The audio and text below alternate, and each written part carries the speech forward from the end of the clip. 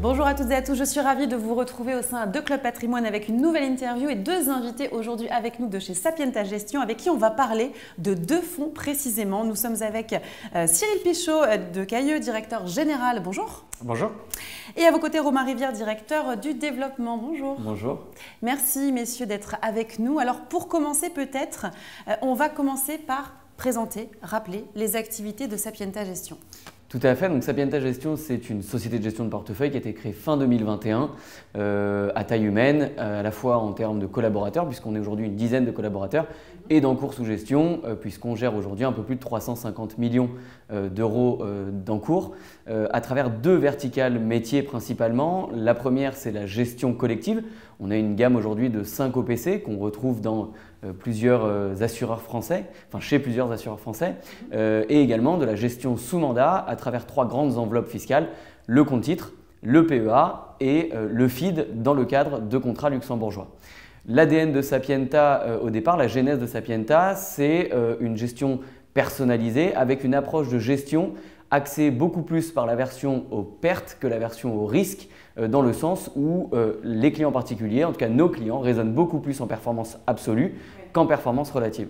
Justement, on va parler d'un fonds, le fonds Sapienta Absolu, avec vous Cyril. Alors présentez-nous un petit peu les caractéristiques de ce fonds, un fonds que vous avez vous-même créé en 2022 je crois. Oui, tout à fait. Donc c'est un fonds qu'on a créé en 2022. Donc c'est un fonds de performance absolue. Alors qu'est-ce qu'on entend par performance absolue? L'idée est d'essayer de générer une performance la plus linéaire et positive, quelles que soient les conditions de marché, sans corrélation particulière avec les grandes classes d'actifs traditionnelles que vous connaissez. Alors comment on essaye de mettre ça en place? Déjà, il faut sélectionner des sous-jacents, donc des stratégies. Donc, dans les stratégies de performance absolue, on a des stratégies par exemple de long short commodities, event driven, equity market neutral. Donc voilà, donc c'est des termes peut-être un peu barbares, mais voilà, c'est des stratégies de performance absolue. Mais on va aussi utiliser dans ce fonds de fonds, donc c'est un fonds de fonds, des stratégies de crédit, certaines qui peuvent être directionnelles, c'est-à-dire corrélées au marché. En rajoutant, en fait, on a développé en interne un outil quantitatif pour essayer d'optimiser les points d'entrée et les points de sortie. L'objectif étant de profiter des bonnes tendances évidemment de ces fonds et d'éviter d'être investi lorsque les périodes sont plus compliquées. Donc ça c'est le point central, c'est la sélection des sous-jacents dans les stratégies.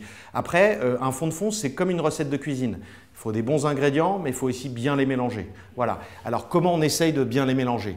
Un premier point, c'est de bien vérifier la corrélation entre les différentes stratégies. Donc on essaye de faire attention de ne pas avoir des stratégies qui soient trop corrélées les unes aux autres, y compris dans les périodes de stress, parce que souvent dans les périodes de stress, les corrélations se renforcent, comme vous savez. Le deuxième point, c'est d'essayer d'éviter d'avoir ce qu'on appelle des biais factoriels. Donc d'avoir un fonds qui serait peut-être très typé value, très typé croissance ou très typé sur un secteur. Ça, évidemment, on essaye d'éviter. Le résultat de tout ça, c'est d'obtenir un fonds de fonds qui a un risque très maîtrisé. Et quand je parle de risque, je parle de drawdown, c'est-à-dire vraiment le contrôle de drawdown et de la baisse en fait, de ce fonds, et qui donne quelque chose de robuste. L'intérêt d'un fonds comme ça, pour des porteurs, c'est justement d'avoir un fonds qui a une performance globalement très linéaire, avec des drawdowns limités, et donc où les clients peuvent se projeter assez facilement. Parfait. C'est un fonds, si je peux me permettre de rajouter quelque chose, c'est un fonds qui plaît particulièrement, vous l'avez compris, à des clients qui ont un profil de risque plutôt modéré. Oui. Mais aussi, nous, c'est un fonds qui est particulièrement apprécié de nos clients personnes morales, notamment sur de la gestion de trésorerie, qui est particulièrement profilé pour ça. Et on va parler d'un autre fonds, on va parler d'un fonds flexible, c'est le fonds Futur Flexible Action avec vous, Romain. Tout à fait, donc Futur Flexible Action, c'est donc un fonds action, un fonds action française de large capitalisation. À la différence d'un ETF CAC 40, finalement, c'est un fonds qui va seeder les actions au sein du CAC 40 version ESG. Le fonds est article 8 SFDR et c'est un fonds qui a la capacité de coupler cette sélection de stock picking équipondéré avec, et c'est tout l'intérêt de ce fonds, avec une vraie gestion flexible de l'autre partie en futur, en produits dérivés, qui va permettre au fonds de monitorer et de pouvoir vraiment gérer son exponent au marché.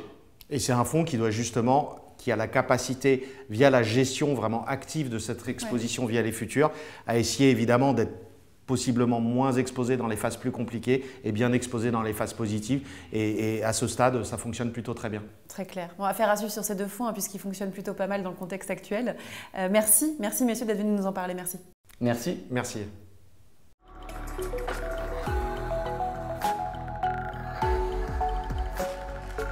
revoir.